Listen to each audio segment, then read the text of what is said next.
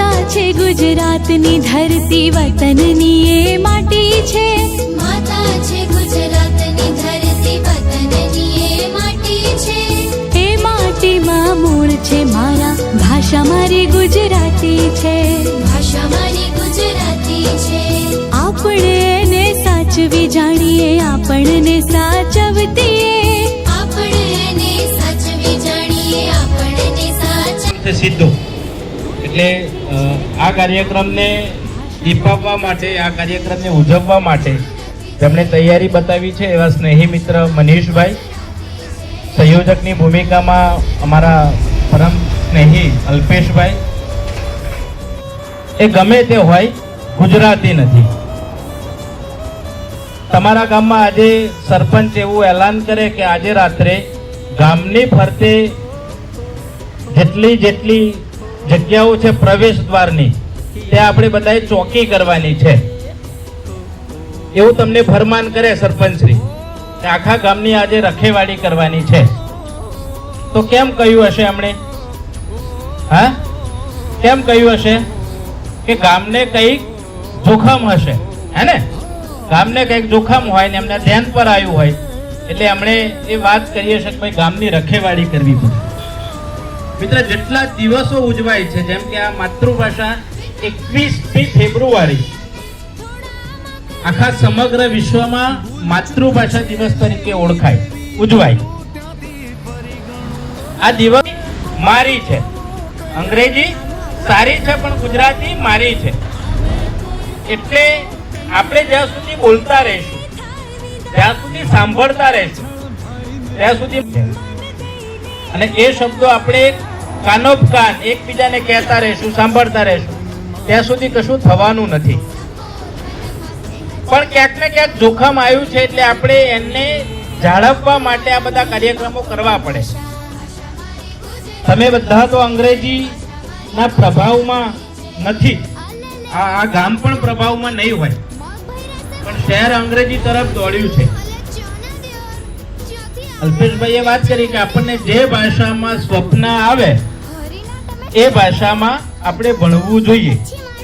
હું એનાથી આગળ કહું, આપણને કૂતરું પાછળ પડ્યું હોય અંગ્રેજી મીડિયમમાં ભણતા હોય, હા, તો એને પાછું વાળવું હોય તો હા શું કહેશો?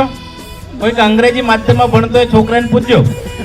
એનાથી આગળ કહું, તમે અંગ્રેજી માધ્યમમાં ભણતા હોવ અને તમને કોઈક 10,000 રૂપિયાનું બંડલ આપી જાય તો બંડલ કઈ ભાષામાં ગણશો?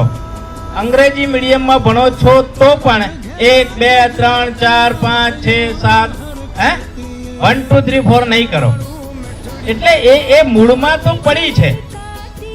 કેટલાક વાઘા તમે બહારથી પહેરશો કે આ અંગ્રેજી છે ને હું 7th માં ભણું છું ને 8th માં ભણું છું ને એવું બધું બોલશો, પણ જયારે 10,000 નું બંડલ કે 20,000 નું બંડલ કોઈક આપે કે ગણાવે એટલે 1 2 3 4 5 એવું શરૂ થાય। પણ જ્યાં સુધી અલ્પેશભાઈ જેવા બેન છે, તમારા સાહેબ છે મનીષભાઈ, એવા ભાષાના સાધકો છે ત્યાં સુધી ભાષાને કંઈ થવાનું નથી। ભાષા કેવી રીતે બચે?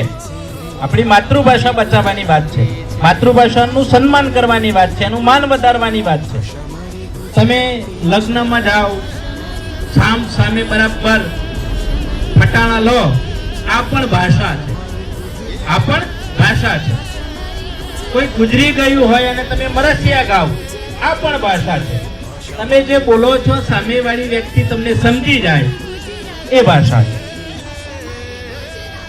તો આવા માતૃભાષાના દિને, આવા ખાસ દિને આ આખું અઠવાડિયું ચાલવાનું 16 તારીખથી શરૂ થયું, 21 તારીખ સુધી, 21 તારીખે આપણી વિશ્વ માતૃભાષા દિવસ છે, ત્યાં સુધી આવા આખા રાજ્યમાં 551 કાર્યક્રમો થવાના અને એક તમામ કાર્યક્રમો માતૃભાષાના સંદર્ભે થવાના છે।